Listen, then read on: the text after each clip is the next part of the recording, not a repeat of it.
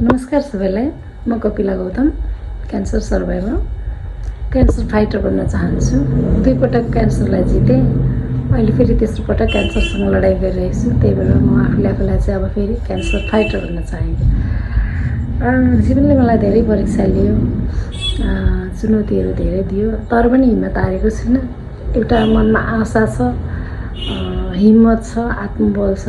यसैले अब जित मेरो हुन्छ भन्नेमा एकदम ढुक्क छु। 2टा क्यान्सर जितेँ। पहिला ओभेरियन क्यान्सर अनि त्यस पछाडि ब्रेस्ट क्यान्सर। वंशानुगत क्यान्सर भएकोले मलाई दोहोरिएको थियो। अहिले फेरि तेस्रो पटक क्यान्सर भएको प्रमाणित भएको छ। चुनौती धेरै छन्, कठिनाइहरू पनि छन्, तर पनि पार गर्छु भन्ने मलाई लाग्छ। 6 वर्षदेखि क्यान्सरसँग लडिरहेको छु। क्यान्सर पछि म अघि दौडिरहेका छौँ। क्यान्सर अगाडि लाग्न दिनु भएन। क्यान्सर अगाडि लागेपछि त आफूलाई लगिहाल्छ होइन। त्यही भएर मैले क्यान्सरलाई पछाडि पारिरहेको छु, जितिरहेको छु।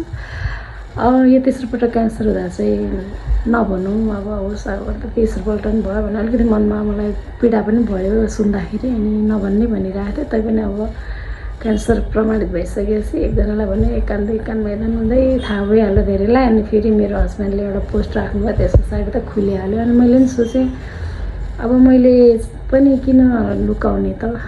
अब कतिजनाले पहिलाको मेरो भिडियो हेरेर धेरैजना क्यान्सरसँग लडिरहनु भएको दिदीबहिनीहरूले, दाजुभाइहरूले मलाई फोन गर्नुहुन्थ्यो कि तपाईँको भिडियो हेरेर चाहिँ हामीलाई कस्तो ऊर्जा मिल्छ, कति तपाईँ ढुक्कले भन्नुहुन्छ, कस्तो मनपर्छ भन्नुहुन्थ्यो नि त। अनि मैले सोचेँ ओहो म फेरि किन चुप लाग्ने, म आफै किन हिम्मत हार्ने होइन। मैले त जसरी नि लियो, चुप लागेर बसेँ नि रोए पनि मैले क्यान्सर त जित्नै पर्छ भन्ने जस्तो लाग्यो। अनि यो भिडियो मार्फत तपाईँहरूलाई जानकारी दिन आएकी हुँ। मलाई चाहिँ अहिले अब क्यान्सर प्रमाणित भएको छ र मैले एउटा केमोथेरापी दिइसकेको छु। अहिले आराम गरिरहेको छु घरमै। अर्को हप्ता अब दोस्रो केमो छ।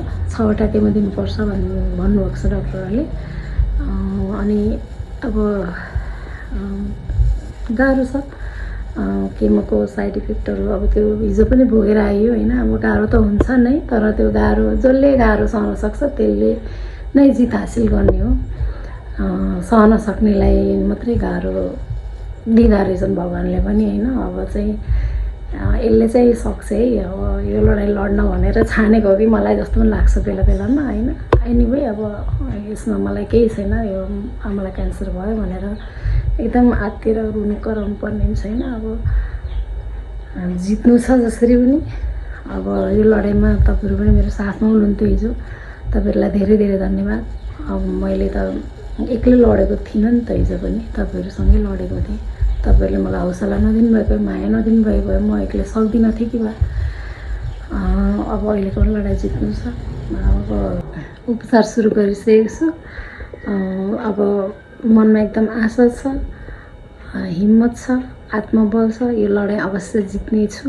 र जो तपाईँहरू उपचार गरिरहनु भएको छ तपाईँहरू पनि एकदम हिम्मत राख्नुहोस्। क्यान्सरसँग लडिरहनु भएको दिदीबहिनीहरू, दाजुभाइहरू हिम्मत नहार्नुहोस्।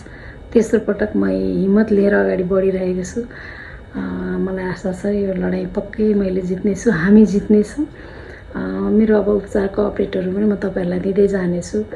अब 2 पल्ट जितिसकेको थिएँ क्यान्सर। अब म पुरानै काममा फर्किन्छु, लोकदोहोरीतिर लाग्छु भन्ने सोचिरहेको थिएँ। अब त्यस्तै भयो। अब यो वर्षलाई चाहिँ अलिकति सकिनँ। अब यो उपचार सकेपछि फेरि म आफ्नो कर्ममा फर्किने नै छु। सबैजनालाई धेरै धन्यवाद भिडियो हेरिदिनु भएकोमा। कसैले पनि हिम्मत नहार्नुहोस्। जीवनमा जस्ता चुनौती आए पनि हामी पार गर्नुपर्छ, लड्नुपर्छ। लड्ने हो नि अब प्रयास गर्ने हो हामीले सके जति होइन। यही भन्न चाहन्छु। सबैको दिन सुखमय बितोस्। धन्यवाद। नमस्कार।